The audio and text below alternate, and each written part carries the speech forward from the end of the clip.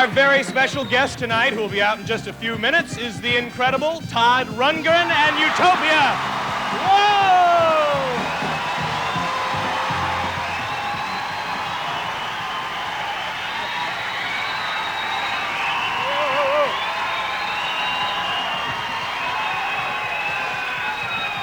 What a really super audience.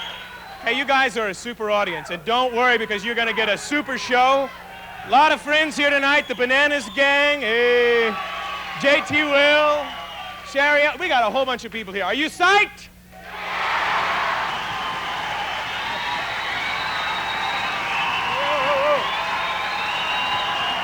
So here he is, the man whose greatness can be summed up in a few unique words, Todd Rundgren and his terrific band, Utopia!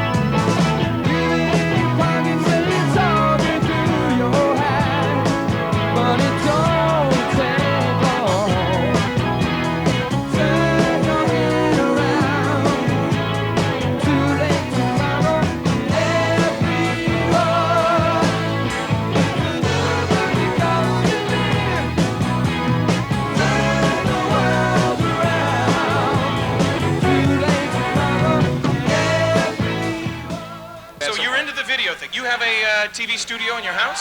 Yeah, I've had a sort of a video animation studio, which I do little cartoony things.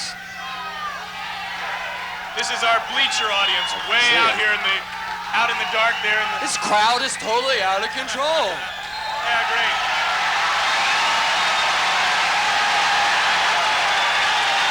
We rule the airwaves! You, take over that camera, over. I want to see your take. So let's switch topics for a second. We mentioned parents being overprotective. What other problems we got up here? This was our group that was going to complain. Pardon me? Smoking. Smoking? Mm-hmm. Your parents smoke? Yeah. Both of them. Both of your parents smoke, and they give you a hard time about smoking?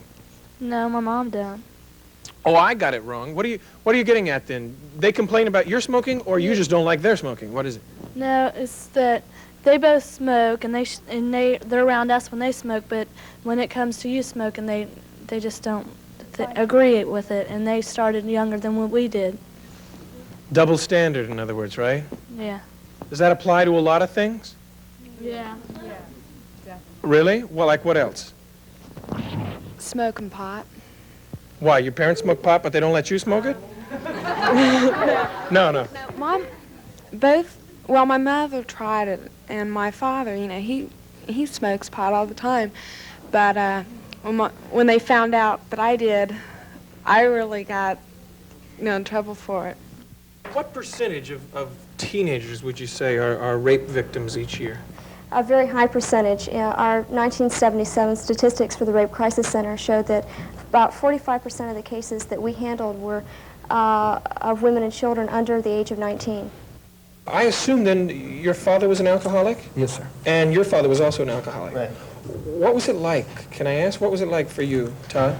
For me, it wasn't as bad as a lot of people. A lot of people go through more trouble than I did.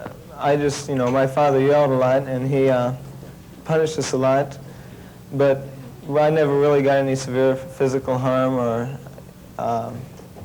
anything like that, but I know a lot of people that have been put into foster homes and things like that. How often was he intoxicated?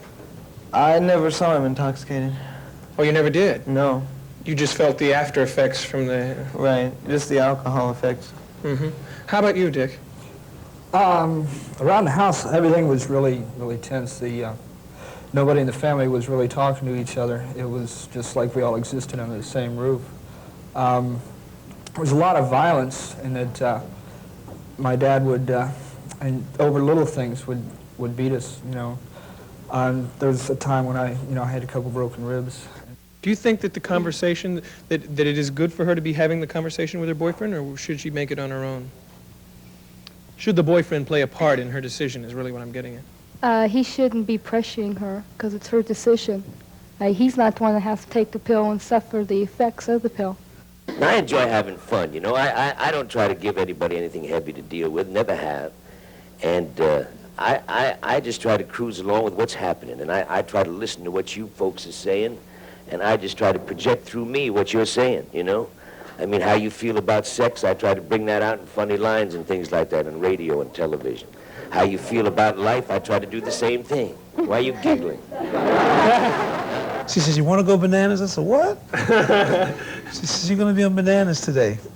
I said, "What's that?" She said, "TV show, a lot of kids, they're all crazy, having a good time." And so I just,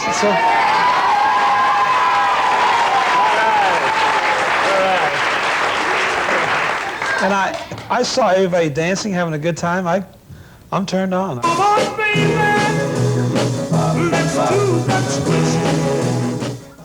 Now, Larry, start to think of circle. And the fascinating thing is... Look, we can it's get... already started. What do you think of that? It's going in a Isn't that fascinating? Almost the moment you think of circle. Look at this. It starts to move around and around. Don't move it deliberately. It'll go by itself in a circular. Now start to think of no, the back and forth line. Now, Larry, and Mike has the mic to communicate with you. You're not doing that deliberately, are you? No, I'm not doing that.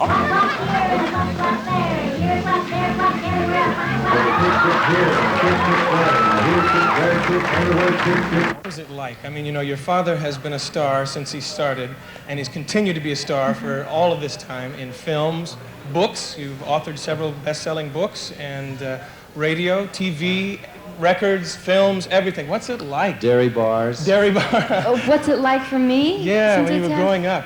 Oh, well, I wasn't aware, for the most part, when it was really the craze with him, you know. I was really very young. And so I remember going to the Philippines once after that, some of the mania had died down. And in the Philippines, it hadn't died down. And I saw all these people screaming and clawing at each other to get at him. And I somehow I had missed that when I was really young.